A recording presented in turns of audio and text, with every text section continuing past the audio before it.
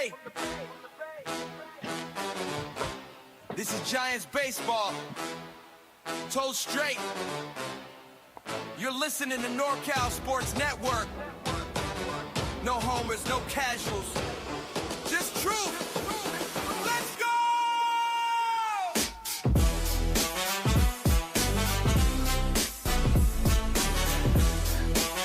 All right, everybody. Welcome on in. NorCal Sports Network, Thursday night, February 19th. And this will most likely be our last show of the week as spring training gets underway Saturday with ball games. And went out there one more time today. Got some video highlights we might play. I might have to mute it, though, because we got Fleetwood Mac in the background. I don't know if YouTube will want us playing some Fleetwood Mac. If it's recorded on your phone, I would think it would be okay, but you never know. You never know. They just pick up sounds. It was blaring. The music was blaring, and made me think. I've been there the last several years, and I'm going to have to go back and look at last year's and see if I heard music. I think I did, but I'm going to have to go check because I'm just wondering if, is this a Tony Vitello thing or is this just, can't remember. But I did notice the tunes today because I was like, hey, I love that one, Fleetwood Mac. And then I heard AC/DC, Highway to Hell. I saw the guys kind of getting into that on the field. So kind of cool. Yeah. And what was the Fleetwood Mac song? Go Your Own Way? Let's see, which one was it? I gotta play it right here. It wasn't Go Your Own Way. It was Loving You. Oh, that's it. Let's see. Let me see here. I just got to pull this up here, and I'll be able to tell you. I'm just trying to think if there's any baseball related type songs. Here we go. That we can go with.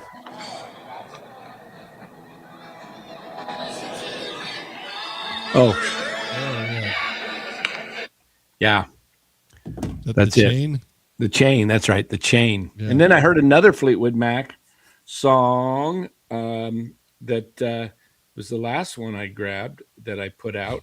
It was 20. That Go Your Own Way. There you go. Go Your Own Way. There we go.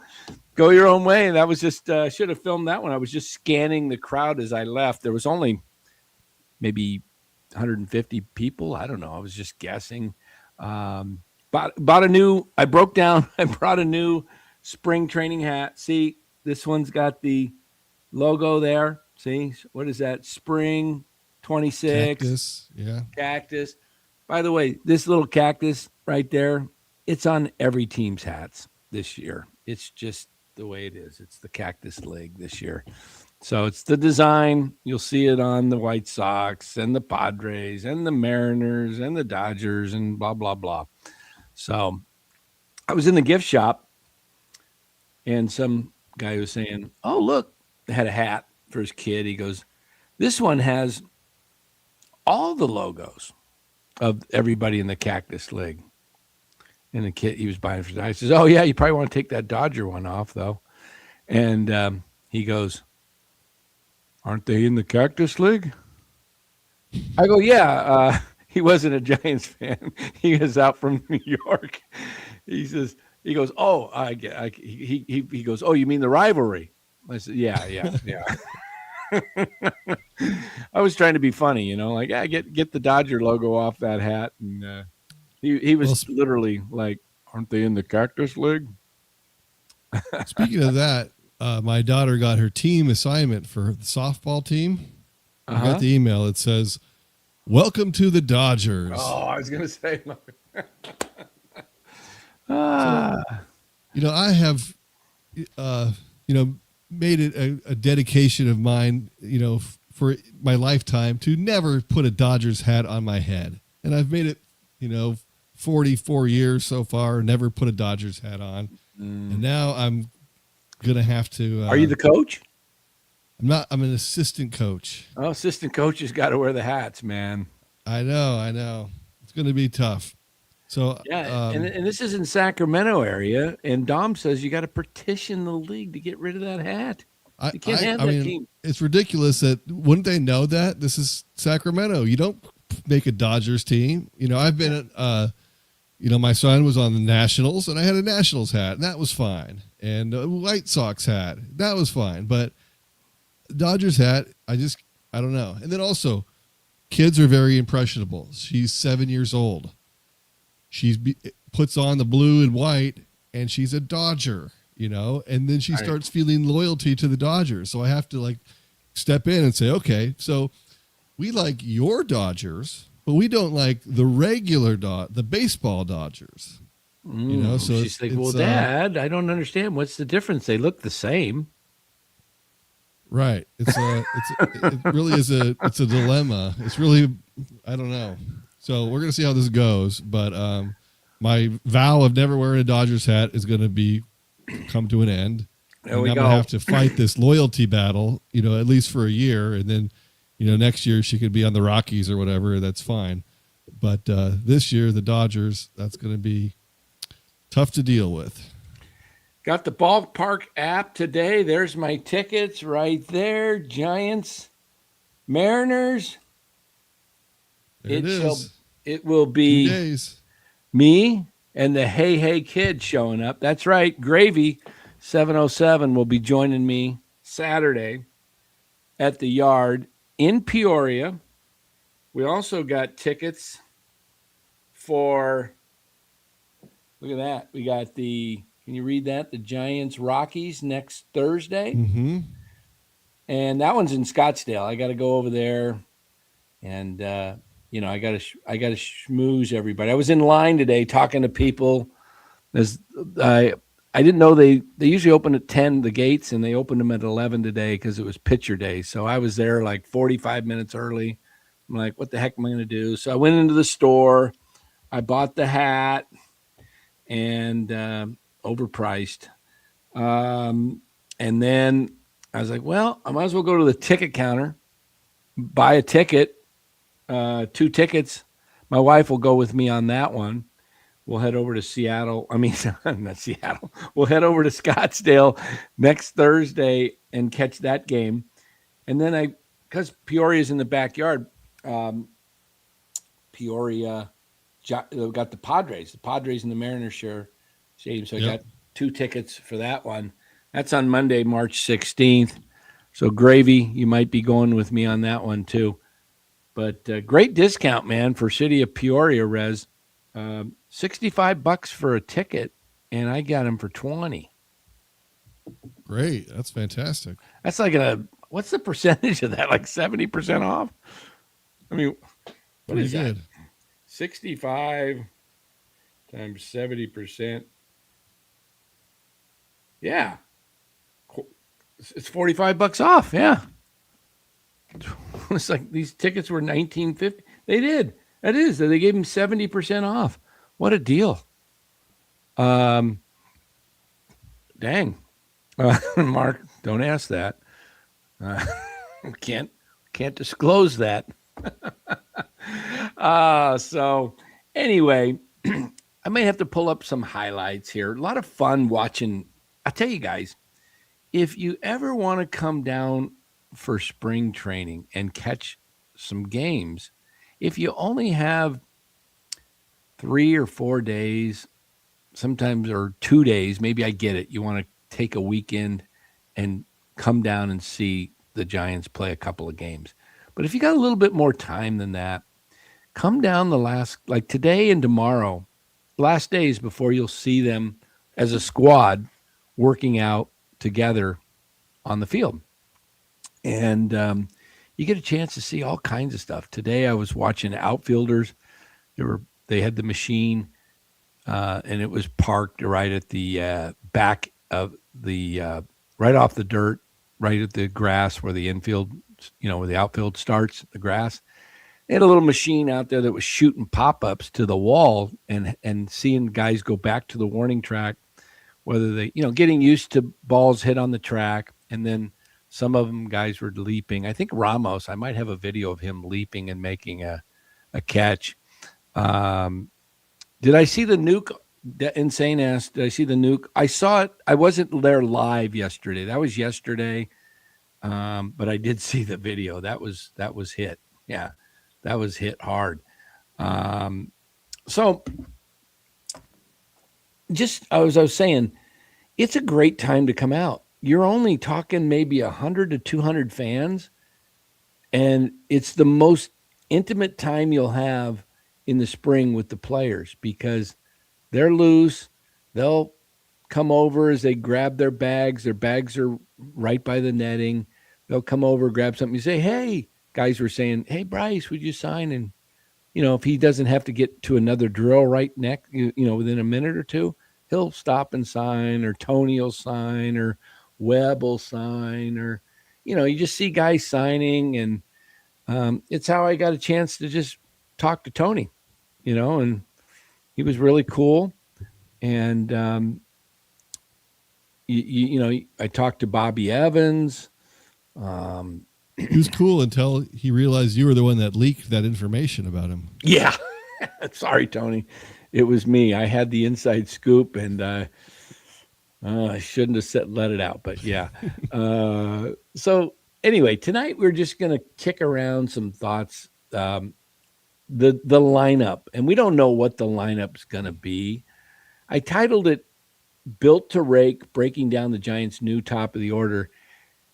And why do I say it's Arraez, Adames, Devers, Chapman? That's because Dan Licamiglio. Every time I've watched the batting, and I saw it yesterday on video, but I saw it Monday and I saw it today. When they start taking batting practice reps, it's Arraez that goes in there first. That tells me that at least when they set the lineup up for the first time in spring, they're probably going to tinker, and they may tinker with it. But my guess is Arraez starts, leads off. Adames he's second. taken like 95% of his at bats in the major leagues at leading off. Yeah, most of them leading off, and then batting second's the second most. So yeah. Cliff says this team is really going to – well, I'm hoping I can talk to Tony, and off the record, I will make a comment to him. I will. I'll just say, hey, Tony, he's not – look at the numbers deeply, man. He's just not a cleanup hitter. You don't even have to look that deep. Just look at last year. I mean, so last year he played in 120-something games. He had 95 of them hitting cleanup last year. And he had 33 of them hitting some other position, right? Mm-hmm. 95 at cleanup, 4 hitting second, 1 hitting third, 23 hitting fifth, 5 hitting sixth. That's what and 95 hitting cleanup. So, he's used to hitting cleanup. But what did he do last year? He had 61 RBIs last year. Well, he cleaned everything. He cleaned everything up so hey, bases are empty now. Let's go out back onto the field. We're out. Right.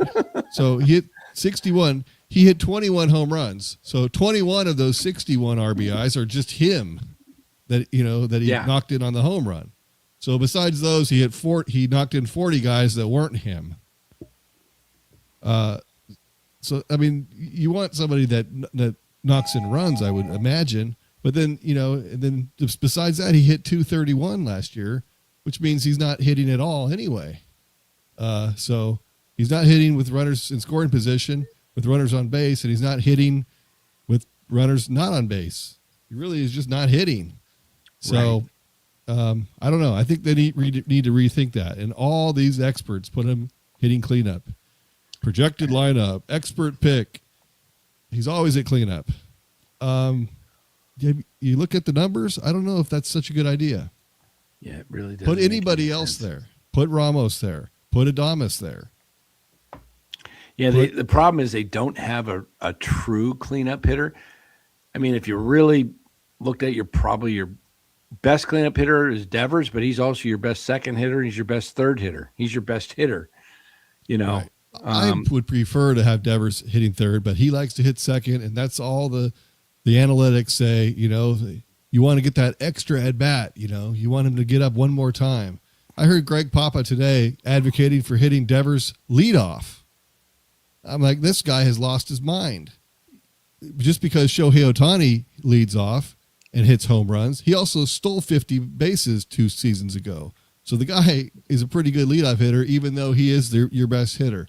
I can understand that. But you don't put Devers leading off just to get him one more questionable, fictitious at bat at the end of the game. I would rather have him get up with a guy on base so that you can knock him in and score a run. Right. Exactly. So, I mean, do you want that one extra at bat, or do you want to have a chance of him hitting with somebody on base, which is when you're going to actually do some damage? So, having him at second, hitting second, I guess is fine. I'd rather have him hit third, so you got 2 chances to get somebody on base ahead of him. Yeah. But he is going to bat third, I think, at the start. We'll see. Hey, I got a question for Cliff. He says Los DeFalco's Deli or Little Lucas. Cliff, are you coming down? I was down there today at practice, but I had to hurry and get back to the west side. So even though I had DeFalco's on my brain from Monday, that's a 45, 50-minute drive for me from my home, but it's worth going for one of those sandwiches. Los knows. I was talking to him the other night. I got the grinder on my head, man. Are you coming down, Cliff? If so, let me know when you're coming down. I'll meet you at DeFalco's and we'll have a grinder together. I love having me a grinder and good camaraderie, good little breaking bread together is always fun. And DeFalco's, Los turned me on to it, and now, I'm Italian, so I can't help it, man. It's just it's an incredible deli, man. Don't have anything like it around me, so let me know, Cliff. Not this year. Oh, he did two trips last year. Okay, all right. Well, we're gonna have to go to DeFalco's. Los, looks like you're gonna have to come with me again, man. So, in fact, I'll be down there next Thursday. Mika and I are going to the game next Thursday. So maybe I'll hit DeFalco's at 12 o'clock and then go into the game. And, anyway. What else we got? There we go. Yes. Lowe's. What drove us crazy, the place is packed, right, Dallas? And there's no seating. And there's 2 people sitting at the 2 tables of 4 out on the patio. And we had 3 of us. We had Los and myself and Mark Graves. And we're like, there's only 2 tables left. And we're like, these 2 women sitting there talking. It's like, you might want to just sit where there's 2 seats instead of 4, Anyway. Yeah. It's just maybe that was the only table that they could get. At the time, maybe so. Let's judge them anyway. I don't know. Anyway, the lineup, getting back to this, I'll tell you what. I'm going to try and pull up some highlights here. I'm getting more and more impressed with Luis Arraez just watching him on the field. This guy looks so much quicker than I've seen him in the past. He's charging really well. He's scooping. He's throwing. Well, he's moving good. He looks like, to me, a man on a mission. He looks like he's realizing, you know what? This is my one opportunity for a big contract. Of course, he's going into a strike season or a lockout or whatever you want to call it, most likely. But he looks like a guy that's very fit and wants to get a multi-year deal. And he looks really good at second. Couple of plays that I noticed with Mark, with Devers and Eldridge. I don't know, man. Devers looks a little better than Eldridge. Eldridge looked a little shaky on a few like he would get the ball at first. It was the pitching. It was the workout where the pitchers cover the first base and a couple balls. Eldridge was like, he tossed the ball to the pitcher and he was like 2 feet from him. Like just reach over and touch the bag. And he throws it and it's like, you're this close to each other. It was just, he's just got to learn. But Ron Washington, you'll see in the video, was right next to him. Let me see if I can pull some of that up for you guys here. And then, like I say, I probably should turn the sound off, even though it was awesome. I put it out on Twitter today for everybody. So one of them's 9 minutes, one's 3 minutes, but it's got great music. So I figure, you can listen to music and at the same time. Yeah, our case, no. I mean, Devers should look better than Eldridge because he's had a lot more of experience in the field. He was a decent third baseman, so playing first base shouldn't be that big of a deal for him. And that's why they're going to have Devers play first base, and Eldridge might get 1 day a week if he's lucky. Yeah. Yep. Arraez looks fine to me. He looked good to me too. Let's pull up a little. I'll pull up from my Twitter account because it's easier than. And then okay. Is this the 9 minutes? Okay. We'll watch a little. See, there's Ron Washington right there. Or I haven't even pulled it up for you guys yet. Yes, I have. Okay. Let me do this, guys. Hold on 1 second here. I'm just going to leave the music. See if it's just too, it was fun listening to the music, but here's the sloppy part. The beginning was just really sloppy. They got pitchers were dropping the ball. That's Webb. There. Okay. So let me see if I can point out what's going on here. Okay. We got Ron Washington there coaching up, mainly Eldridge. See, he's just kind of, now you watch what'll happen here is he'll go over and Washington will start telling him about the toss. Then I took the camera off of it, but Washington, I think this is the one where this is it. Washington, see, he's going to instruct him like, so then I moved the camera, so there's Ryan Walker covering first. Now this is like mundane, right? It looks so mundane because it's like, it looks so routine, but this is the stuff. There's Chapman charging it at second. I've noticed they've had Chapman probably because it's a drill that you can do at third too. So it's just charging. That was a good play there, Devers. But it's interesting because now Devers' footwork. I mean, not Devers, Eldridge footwork. He should be using his right foot there, but for some reason, it doesn't seem like they cared too much on this little. That's it. There's a rise. See what I'm talking about? Mm-hmm. And then Adames is wearing the orange shirt there, the orange and black shirt, and they were hitting them different places. The pitcher would get some of them, and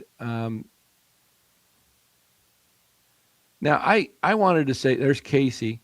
I wanted to say something. Dallas, do you think as you watch the pitcher, he would throw and then he would cover. But if you watch the pitcher, it didn't seem realistic to me because the pitcher watch how they come about. Watch. He doesn't take a full wind. Oh, I cut it. Doesn't take a full wind up. So they're in a position to field, which seems like it throws the timing off to me, like it's not real. But I don't know how you make a pitcher go into a full, delivery. But they were stopwatching. They were, and there was one of the coaches that was out yelling 3.8, 3.6, because the average base runner is about 4.2 seconds from home to first. 4.2, 4.3. So they were clocking it and, seeing if they got these guys out at first in time. So I thought it's an interesting drill. Now, again, I've watched practice a lot, and I haven't seen this attention to detail in some previous camps. So, well, new coaching staff, and they're going to emphasize that. Especially a guy that's from college, because that's what they do. Mm-hmm. So we'll let this go for a little bit longer here because there's a couple of plays that come up here that I thought were pretty. A lot of people say, well, this is kind of boring, right? Just to watch over and over. To me, I here comes Arraez again. Okay. To me, it gives you a chance to really see what they're working on. And then when you see it happen in the regular game, you get a chance to see how they execute. Yeah. Now this guy, I don't know. Now watch, they made him do it again. He's the only guy. Somebody, Ron Wotus, did you see him right there say safe? Did you see that? Mm-hmm. Yep. Because he clocked it. With the watch. Yeah. He's clocking it. And then they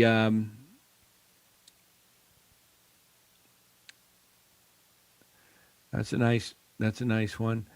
And then Wotus hands the watch off at the halfway point to somebody else. And that's the guy that was yelling out.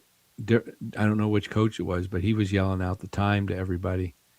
But you got Ron Washington there, Ron Wotus, and you got most of the pitching staff. Now we got a new guy coming in to hit. He's going to take the watch. He was doing the batting there. And who takes over the batting now? Tony Vitello. Now, when's the last time anybody's seen a manager go out, a big league manager, and lead the infield drills? I've never seen it. Yeah. I mean, it's not. Here he is. There he is. Bochy and Bowmill aren't going to do that. Yeah. And Tony, I mean, and I'll tell you what, guys. Some of you might think, well, what's the big deal?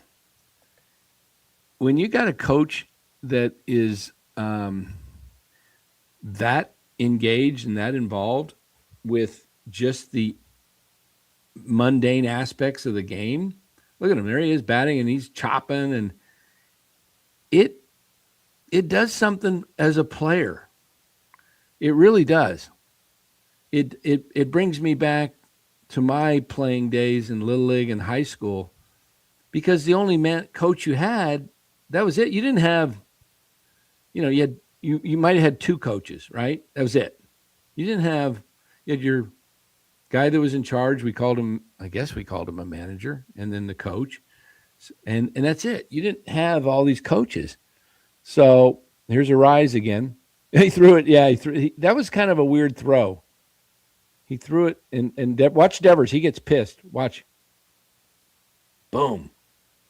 He's mad at himself. He should have had it anyway. Yeah, it wasn't a great throw, but you make those plays. Now let me rewind this here. I want to rewind this on Eldridge right here. Let me go back. Okay, with Eldridge here, I don't like his footwork. See what I'm saying? No, did I miss it? I didn't go back far enough. Let me go back.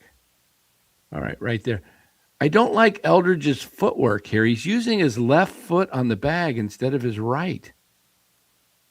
I don't know. I don't know if they're not correcting it. So maybe when it's a short play at the infield, they don't care. But I would think a guy who's not used to playing first base needs to get a habit of getting his right foot, because you don't stretch with your left foot. There you go, Chappie, right foot. Yeah. I mean, you need the foot opposite your glove so you can stretch. Yeah. And I would think a guy who's just learning the position, they would want repetition over and over again of using his right foot to catch, on the bag. But he kept doing left foot a lot. And I was just kind of like, for a guy who's just really learning it, and I was surprised Ron Washington, who's sitting right there, isn't saying anything. Yeah. Don't know. But this went on, and then see, there's right foot. There you go. Is that Beck? Who is that catching the ball? I'm not sure who that is. Here comes Adamas. Now that time he had the right foot on there, and he was able to stretch and get it. But if he had his left foot, he wouldn't have been able to catch that. I love how We Tony didn't stretch much on that one. No, he's a big dude, man. He is so tall. I mean, he's a great target for guys throwing over it from short and third base, though. Nice scoop, nice play. There we go. Nice backhand scoop and nice toss. Yeah, but it's good that they're doing this, I think, because you give everybody 20 balls a day for the 2 weeks that they get to do this. And they don't even get to do it for 2 full weeks, really. I mean, they're doing it as individually, a lot of these things. But these are team drills that you really only get about a week. And then it's, playing games and then side work for the most part. So this is why I love this time of year, just because, that was Cost trying to backflip it. Yeah. 49ers Red Zone. This is a fantastic film. There's not much to it. It's a little boring. That's why we're talking over it. But we're just, it was more exciting when it had the Fleetwood Mac playing. Yes, it definitely was. It definitely was. If I could put the music to it, it's much more enjoyable. So anyway, that's the end of it. There we go. We ended. Okay. So let me show you the other drill. I know these are kind of boring, but to me, they're boring to some. But as a baseball fanatic and purist, I love this stuff. This, to me, I loved doing this as a kid, practice. Now, this is the drill. Let me put this. Can you guys see this one? Oops. I hit the wrong sound. Let me do the sound off. Okay. This one is the bunt drill. Sometimes it was, going to first, sometimes going to third. Sometimes they put a pickoff play on. And you see that Schmidt, they had Schmidt over at third base a lot, and he's doing the giving the signals. The first base. I mean, we see this all the time in a game, right? And you go, well, and you think it just happens, but it's you got to do this stuff. And okay, I think this might be a pickoff play. One time, a guy threw it away. It might be this one where he threw it into center field, and then the next time it was a really good throw. Let me see. I think this is the pickoff play. Hey, Douglas, welcome. Says it's his first time on here. Go Gigantes. Oh, Douglas, where's he at? All right. Where are you from, Douglas? Good to have you. All right. I met some people in the love the video. I met some people down at in line today in the store. Some guys said they were going to check us out. So anyway, yeah. I show some of this because it gives you an insight of actually see what's going on. Everybody loves the batting. We see that everybody loves the Devers home run off of Webb yesterday, and it's love to watch that. But this is why I go, because I want to see the drills. I want to talk to the players if I can. I want to get see how they're responding. I want to get the vibe of the team. Okay, they're going to go to third. That's Eldridge. This one's a short one. This one's only 3 minutes, and we're already 2 in it. We only got 1 minute left on this. Okay, so this one's played a first. Devers he's got his full pants on it. It was cold. It was like 58 today. Okay, here's So the you didn't pickoff. get any calf shots today. No calf shots today. No. So I think this is the last video I had. I did do some other videos I didn't post today that were, the outfielders going on, Bills, but this is pretty much, I think I posted this one just now. See, you get the whole team now. They come together and then they break and then they do something else. I don't know. I didn't see Tony out. This was previously. I didn't see Tony out on this one. There's Ron Washington. So, yeah. So anyway, some cool stuff if you get a chance to come down. But I think the lineup, guys, when we look at the lineup, Doug's from Mission District, grew up in the city, living in Orlando, Florida, old head Giants fan, 61 years old. All right, Doug, I'm 64. So been following the Giants myself personally since 1968 when I was 7. That was when I could first remember games. Probably was watching earlier, but I don't have a recollection. So welcome, Doug. Good to have you. So anyway, I think this lineup, Dallas, is going to surprise some people. I really do. I think this lineup is going to I think Devers is more focused. I think he's healthier. I think he's going to be a bigger force. He looks really good. He's been really killing the ball, so that's a good sign. And Arraez looks good. I watched him in BP today, and then I left. It was the time I had to get back. He was the first guy. And you know what, Arraez, he is something else. He was just spraying balls like total bat control. And there's no fielders out there, but you can tell if it's probably a hit or not. There was somebody, I think Ramos was out and left, and he caught a routine, kind of a short fly ball that wasn't a high one, because Arraez doesn't try and hit him high. He was hitting balls down the left field line that had a spin on him, like it looks like and it would spin toward the line. It was and he would just poke it there. And then he'd poke a couple more into left field. And then what does he do? The next pitch, he like pulls one right on just inside the right field line.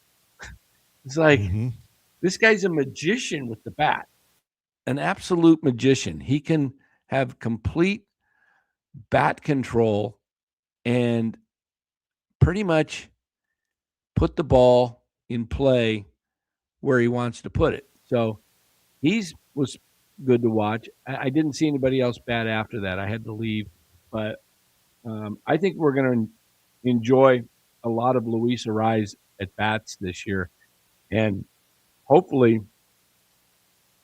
if he's leading off, he's getting on, and we're seeing, a 2 or 3 run homer by Devers in the first inning and put the Giants up, on top. And I think that might be the. I think that might be the mindset, going forward in the beginning. But we could see Arraez, move around the lineup. So we'll see with that. And I said Devers looks good. The interesting guy to me who's might have a huge year. Think about somebody in the lineup without any pressure on him that could have a monster year at the plate.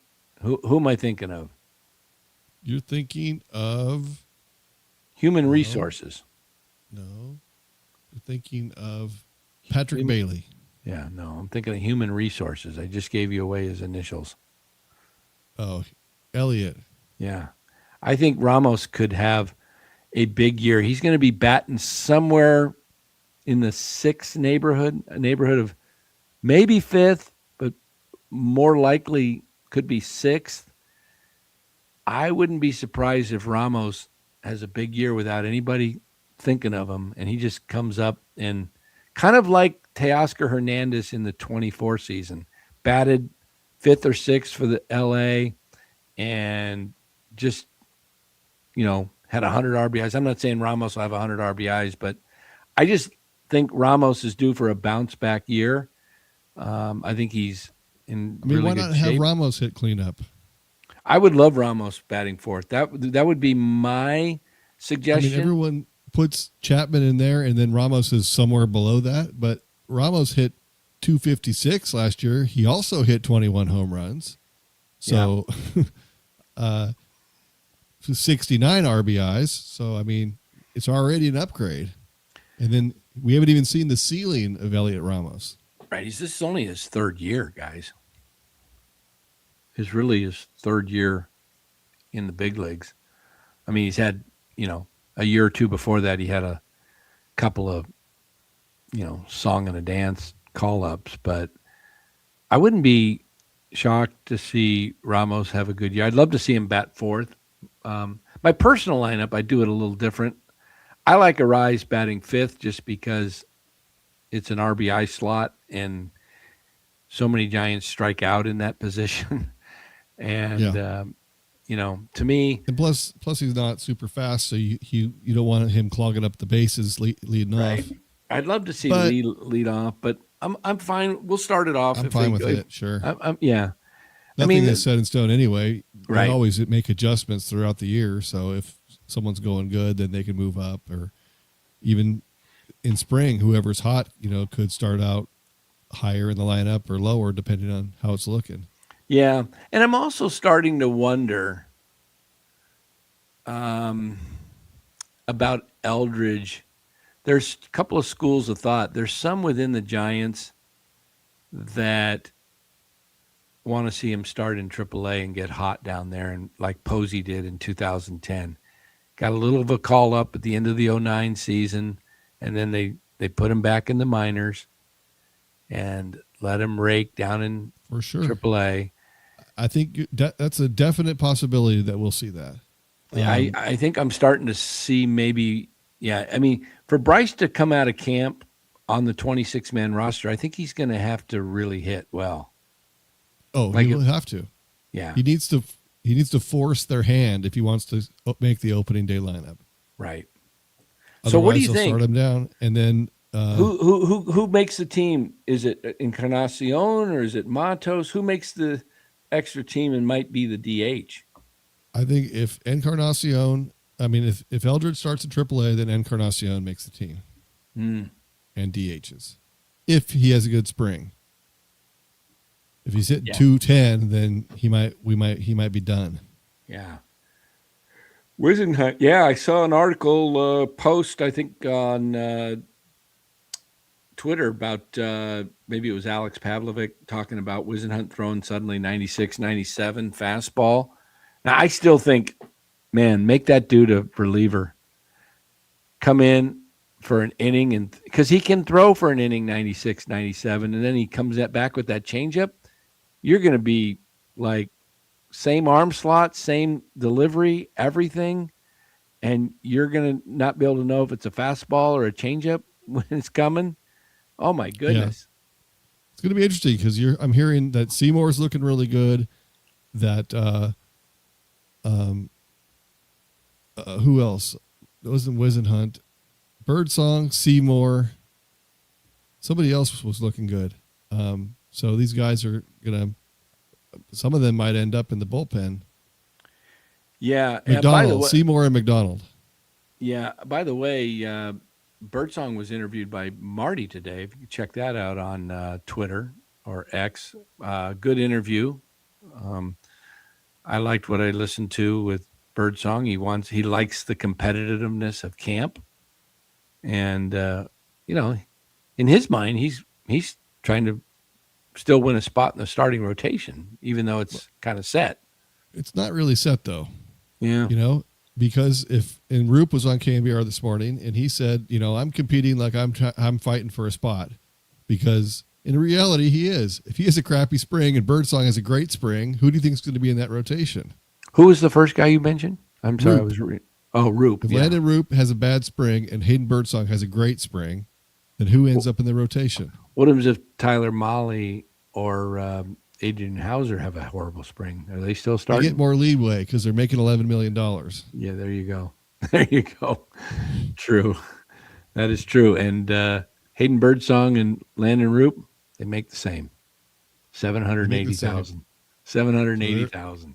So they get to fight over the same spot, and then whoever's left over either goes in the bullpen or they start in Sacramento and wait for someone to get hurt, get their opportunity. Yeah. Oh, here we go. What is your thoughts? Thank you, Doug. What's your thoughts on this kid, Bo Davidson? Go Giants. I like Bo Davidson. I like his confidence. I think this guy's a hitter, and I think he's How going many to times do I see the name Barry Bonds and Bo Davidson associated together? They love to throw that tag on him. Please don't put that tag on the kid. He looks confident. He was interviewed also by Marty a day or two ago. So I like Davidson. I think he's going to be a potential everyday player in the next, maybe not this season, probably not this season, but maybe next season. Bader signed for 2 years. Yeah, right? They gave Bader 2 years. Yeah, we'll see, man. Thing about a Bo Davidson, if he can really shine, let's say he starts off at Richmond again and shines there and then comes up and does well in AAA, maybe he gets a call up the end of the year when they advance. Mm-hmm. Maybe he does well. It only helps your team because then you go into the off season, if there is an off season, and it gives you the ability to either trade Davidson for a piece or maybe you get something out of for a Ramos or something like that. You know, the more depth you have, it doesn't hurt. It's better for sure. Yeah. Would always prefer to have too many good left fielders or too many good first basemen or name the position. Of course. It's so much better than having 4 guys that you don't even know if they're big leaguers. Yes. And that's why I say, this is kind of what the Dodgers do, right? They just load up on guys and then they just say, okay, well, we got somebody that's expendable and we'll move them. But it's also great depth. What do you think of the Giants' depth right now? Let's say we go into the season and it's Devers, Arraez, Damas, Chapman, and they say backup infielders Schmidt and Koss, backup outfielder, let's say it's Encarnacion and Gilbert. And then you got catcher, maybe Susak. That would probably be your bench, right? If Eldridge doesn't make it. Mm-hmm. What do you think? Is that good depth, or is that like I think it is. I think you like the starters enough, and you got to like Casey Schmidt and Christian Koss filled in fine last year when he was coming off the bench. So those guys I think are fine. In the outfield, I think probably Gilbert doesn't start out. If Matos is having a good spring, then he'll be able to make that last outfield spot.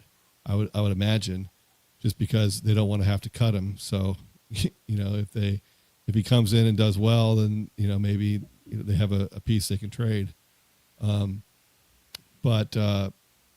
Gilbert has options. All the guys that have options: Eldridge, Gilbert, Koss.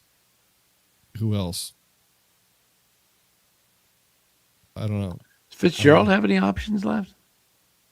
Fitzgerald does, yes. I have not. I don't know. I don't know if I'm not seeing him or he has a different look, like he's bigger. I can't. I've seen him in videos. Did you recognize him out there on the plays today? He's been playing the outfield. I didn't see him in the infield there today. I don't know. I haven't seen Matos either yet. Maybe they have. Wait a minute. I may have seen him on some outfield drills today. I'll have to look. I think I saw Matos out there.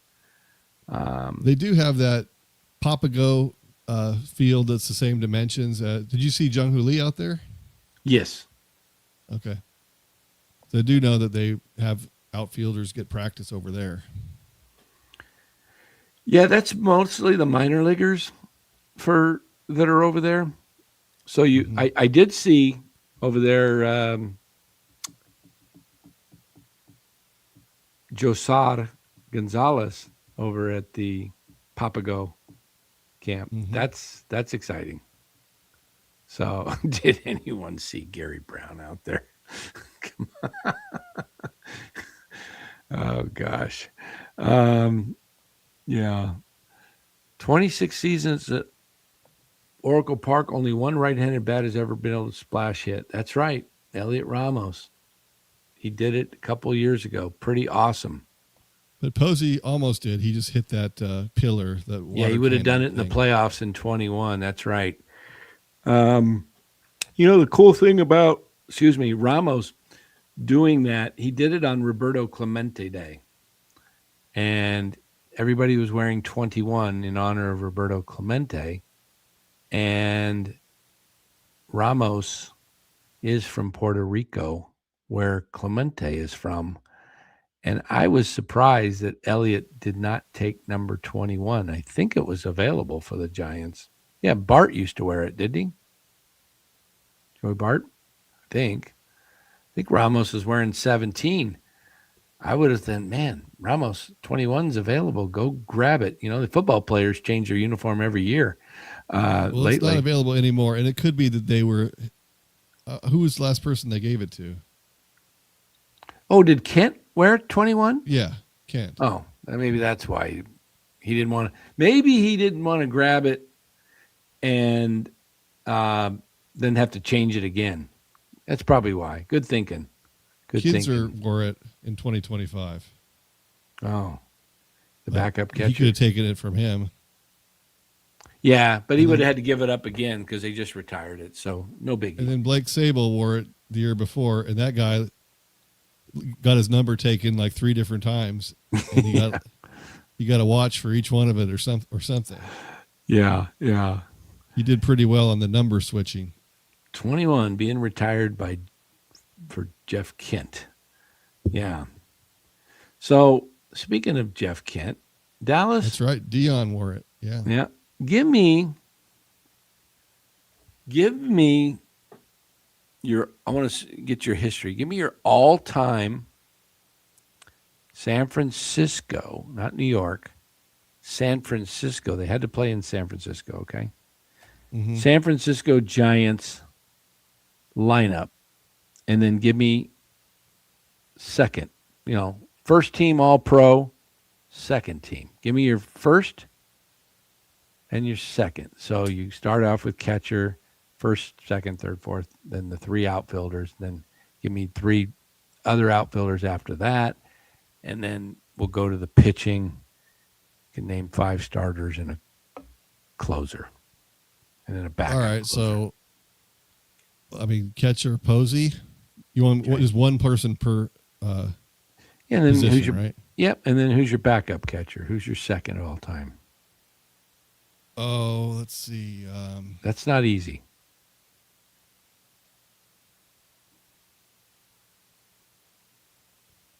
How about Benito Santiago? Oh, that's a good one. That's who I was thinking of.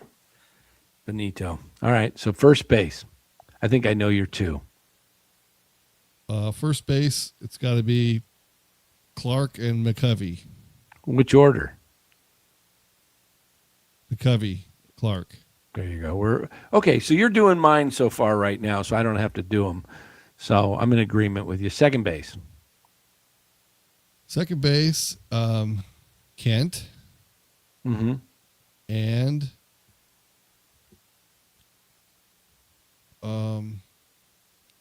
RT.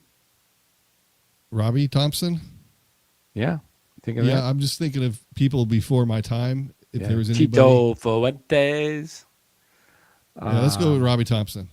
All right. Shortstop. I got my 2. Well, Crawford. Yeah. And who else? Going Richie. I like you going Richie Rivelia. Yeah. I'm gonna go with Chris Spire. he's before my time. So when I started, it was Jose Uribe.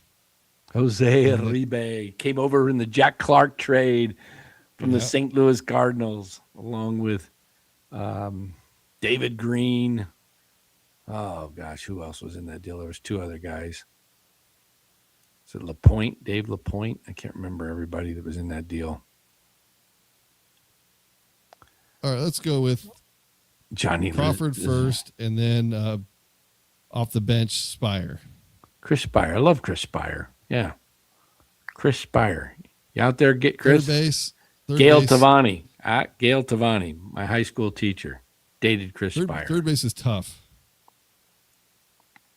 I've got Matt Williams and I've got Pablo Sandoval. Who do I take first? Ooh. I think it's got to be, as much Matt Williams was my favorite player growing up, but I'm going Pablo at third base and Matty. Arraez, deep third. He's got it a perfect game. There we go. I remember that. I saw somebody put up Joaquin Arraez. I still see that play backing up, and I'm like, oh my gosh. And then he throws it almost flat-footed. I got to go with the Panda because I was at game 1 of the World Series. 2012? In 2012. And got to see the 3 home runs. And 2 off Verlander. It was a pretty incredible game. All right, so you got – all right, so third base, I'm going to go with – those are the 2 you probably got to go with, but let me throw in a couple of other guys.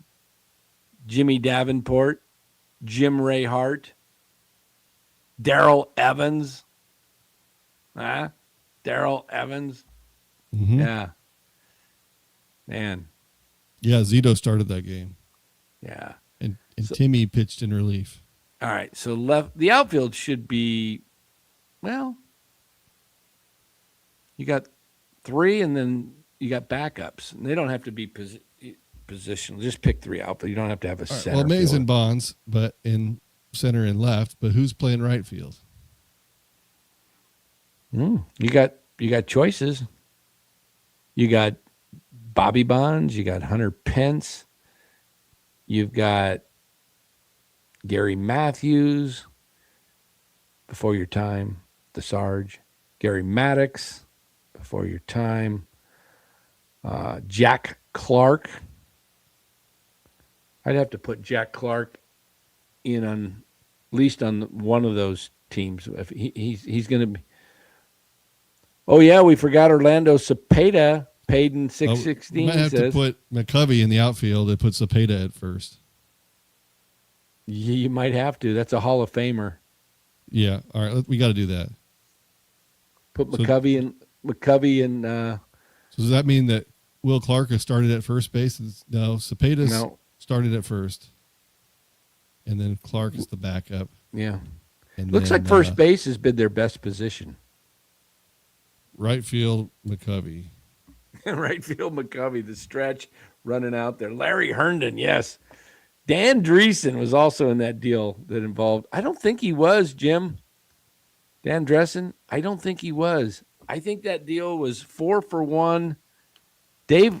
Was it Dave Lecoq? I don't know what the heck. It was Dave LaPointe? Let me look. I'm going to look that deal up. Jack Clark trade. I know it was Green, Arraez. Kevin Mitchell. Oh, yeah. Pandon says Michael Conforto. We've got a comedian here. Okay, here's the trade. It was Jack Clark for Dave LaPointe, a pitcher. Yeah, Dave LaPointe. Arraez, who was then known as Jose Gonzalez. Outfielder David Green and Gary Radnich. No, it was Gary Racich. Gary Racich. Yeah, so that was the deal.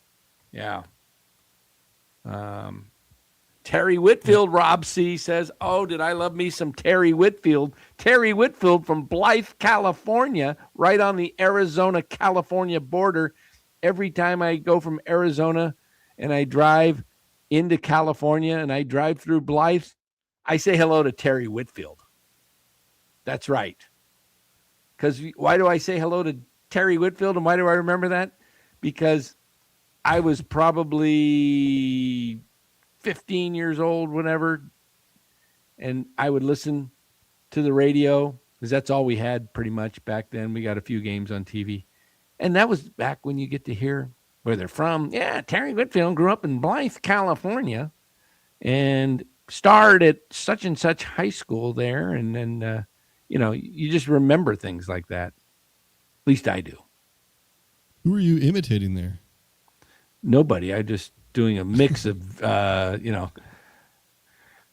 maybe that was Ron Fairley. Hi, this is Ron Fairley. You don't know who him? He came over from the Angels. People didn't care for Ron Fairley. My worst Giants broadcaster might have been, there was a guy named David Glass. My favorite was Hank Greenwald. My favorite, no one will ever top him, in my opinion. Lon Simmons. Yeah, I heard a little on, Lon was games great. here Hank and there. Was great. Hank was great. Hank was great. 27 years of frustration.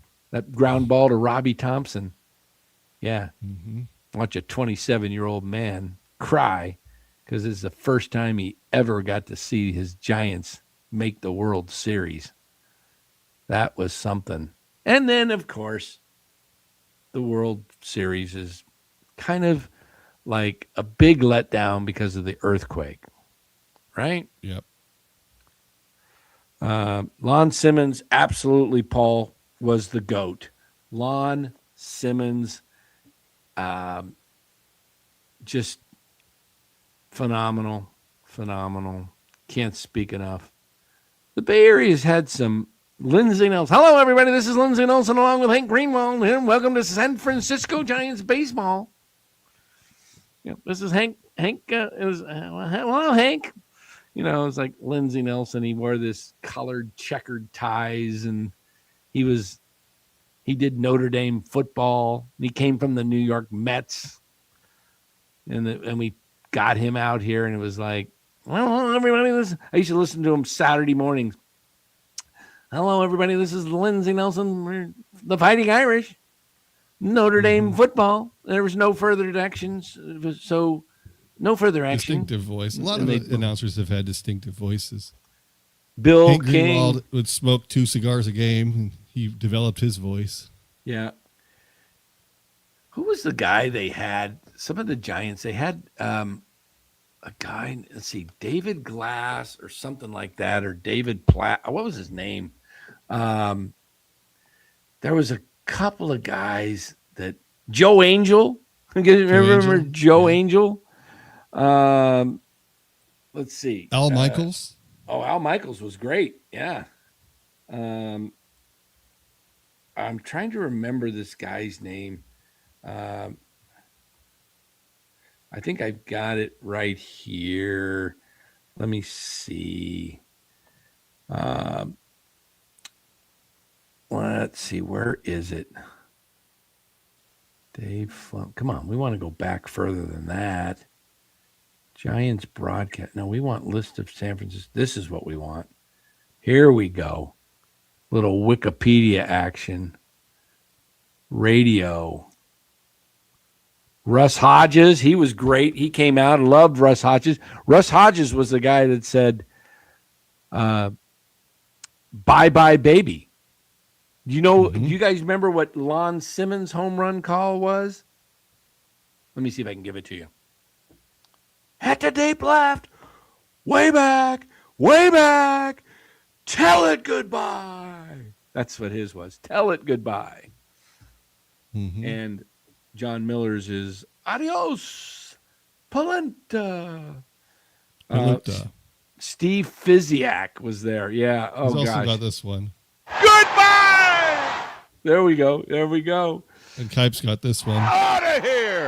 Out of here. Yeah, you got to have your own deal. Hank Greenwald, Phil Stone 1 year, Ron Fairley for 1 year in 87, then came back 90 to 92. Dwayne Kuiper. Let's hear one more time. Dwayne Kuiper. Out of here. I love it.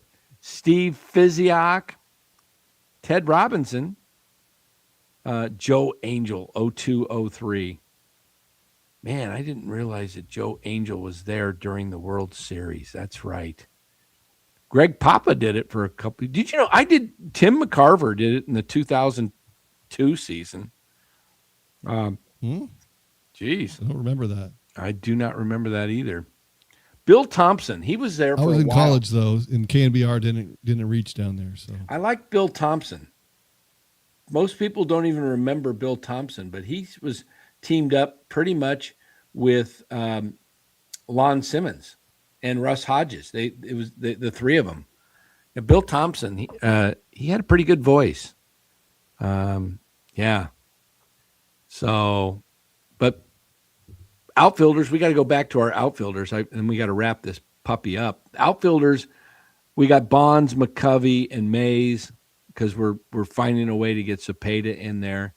Since Willie did play a little outfield when the Giants had Cepeda, he played left field though. Probably want to put him out in left field and move Barry over to right. Probably. So, and then my backup three, I would go with Jack Clark as one of those guys. Mm-hmm. Probably throw in Bobby Bonds. He was something else. He was really, really, really good. Bobby Bonds. And then someone said Ellis Burks. I don't know if he makes probably not bad. He was sure good. Maybe Hunter Pence. Jeffrey Leonard, Kevin Mitchell. I think you got to go. I think you got to go Kevin Mitchell. I think you got to go Kevin Mitchell. All right, so we got this, and then wrap up our starting pitchers. I think that's. I don't know if it's easy, but I'm going to go Juan Marichal, Gaylord Perry, Tim Lincecum, Madison Bumgarner. That's 4. And the 5th, George Foster for an outfield. Yeah, he didn't play here long enough, unfortunately, when he was good. Burkett and Swift were really good. Burkett and Swift, I wouldn't put him there at the top 5. Ron Bryant had a good year for the Giants, won 24 games once, 24 and 12. Mike Krukow won 20 once. I mean, you got Marichal and Perry for sure. Jason Schmidt, he had a couple of good years. I mean, you got Matt Cain. Who's that 5th guy, guys? Come on, who's the 5th guy? I don't even know if we can go 5 backup. It's Logan Webb. Logan Webb. Interesting. He might be on there at some point. By the end of his career, he could very well be. Yeah. If the Giants, if they extend him and re-sign him and keep him here his whole career, then he's he could be a top 10 Giant pitcher of all time. Yeah. Paul Begley said Kane or Dravecky. I would pick Dravecky. Dravecky was good, but only for really a year or two. But Dave's great. I mean, I love Dave Dravecky. 49er Zone says Marichal, Lincecum, Perry, Kane, Bumgarner. Yeah, that's the guy I was trying to figure out whether to go 5th would be Kane. How would I start this rotation? I'd probably go 1. This is crazy. I'd go Marichal 1, Lincecum 2, Bumgarner 3. Oh, my gosh. I might have to put Bum at 4. Perry was a Hall of Famer. Marichal, Lincecum, Perry, if it's a playoff game, though, you got to put Bum in there. Yeah, Bum's got to go. John the Count, yeah. Closer, I see Brian Wilson. I like Rod Beck and Rob Nen over. I like Nen personally over Brian Wilson. Even Beck though was Wilson great. And Rod Beck, man. Hey Dan, do you know the last? He didn't have team, the best stuff, but he had the attitude and the do I know the presence last, on the mound. Yeah, last team Juan Marichal played for. I believe it was the Dodgers. He did play for the Dodgers briefly, and I think it might have been the Dodgers. Am I right on that? Or, yeah, Al Holland, the lefty, really good reliever. Greg Moonman Minton. Yeah, we're bringing up our old Giants past here. Yes, I love it. We got the best fans here. We got the best chat. We got the people that know their Giants history. I love it. I love it. So I was right. He played for it was the Dodgers. Guys, we'll have to play Stump Me some night. Stump Dan's history, because I'm the guy that used to read everything. I love print. Like with Baseball America, you get digital and print. I love the print. So, all right, guys. We didn't solve all the world's problems tonight, but we did solve one thing, and that is don't hit Chapman at cleanup. There we go. Yes. And we get Gary Lavelle. We get Hiroku mentioning Gary Lavelle. Loved Gary Lavelle, the lefty. How about his partner, Randy Moffat? The two of them were tag team bullpen guys. Randy Moffat. Do you know who Randy Moffat is related to? Dallas? Take a guess. No, I don't. A famous tennis player who's probably in her 70s now.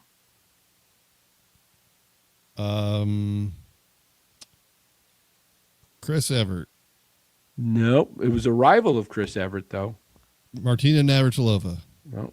Gravy gave you the initials. Billie Jean King. Yeah. And that's the same. Is that the same Billie Jean King that Michael Jackson wrote the song about?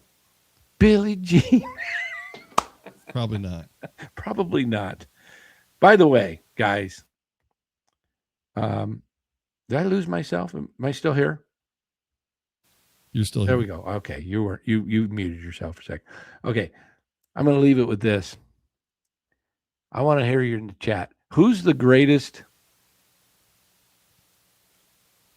This is not baseball, really. Who's the greatest musical artist that you have ever seen?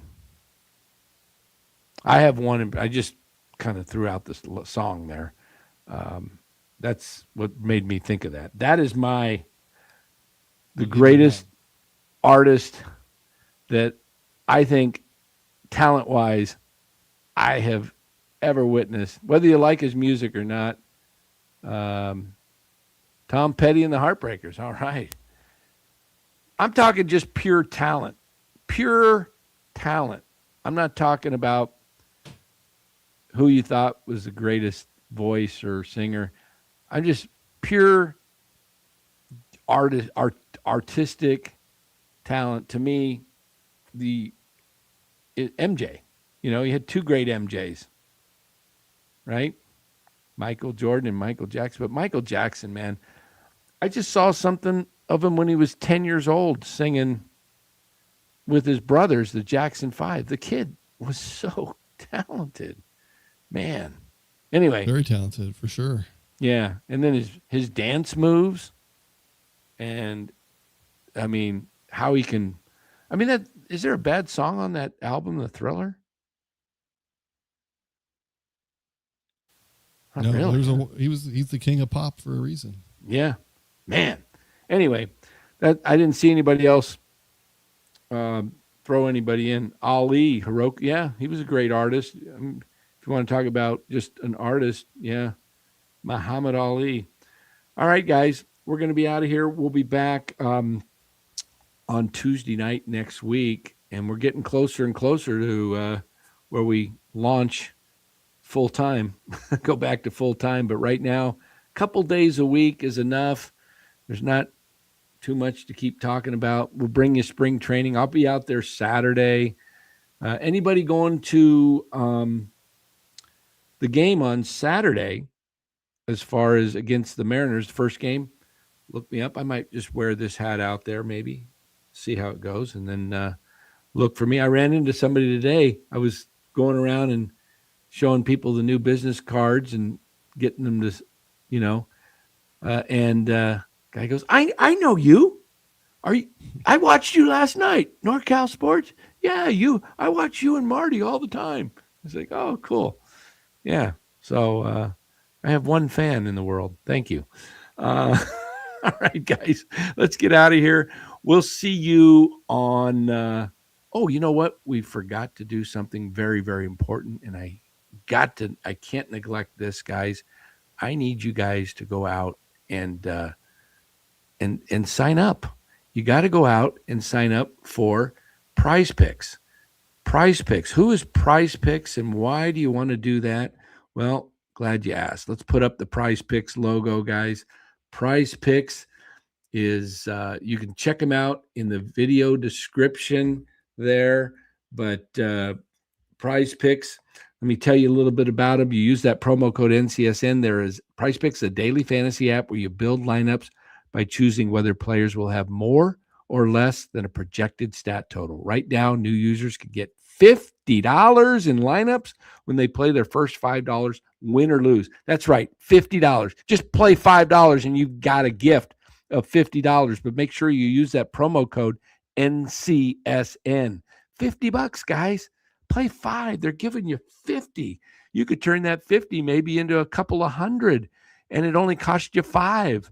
So go enjoy it. You're not having to risk no biscuit, no risk it, no biscuit, right? Come on. Go play Prize Picks. Prize Picks is available in 45 states, including California and Texas. All you got to do is pick, is a player going to have more or less, more points or less than this, or more rebounds or less, more hits, less hits. Download the Prize Picks app today or check them out in the description of this video. Build your lineup and follow along while watching the games. Prize Picks, it's good to be right. I want to see people go up and sign out there. All right, guys, let's get out of here. I'll play the music. Dallas will be back here shortly. He'll give us one of John Miller's goodbyes. But for now, enjoy the music. Have a great weekend out there. Oh, we got the dog. We going to get a bark out of him? I forget this guy's name. Let's see if he'll do it. Play the music, though. Play the music.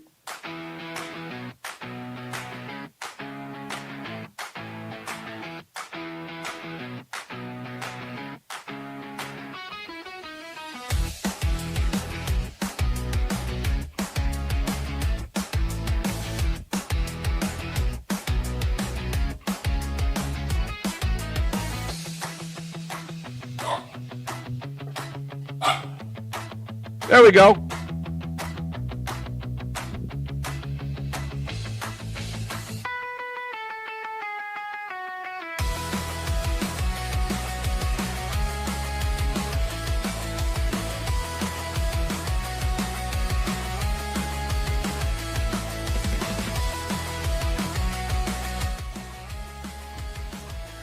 All right, guys. Make sure you have yourself a really fun weekend. Thank you, Matthew. Appreciate it. Oh, guys.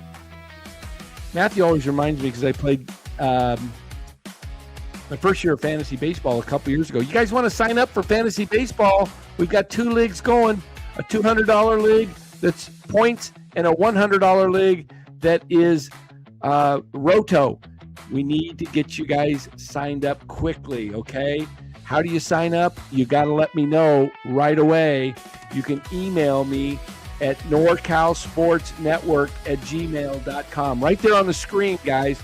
You want to sign up for fantasy baseball, have a lot of fun, and just sign up. It'll be competitive. It'll be fun. NorCal Sports Network at Gmail. Make sure you let us know.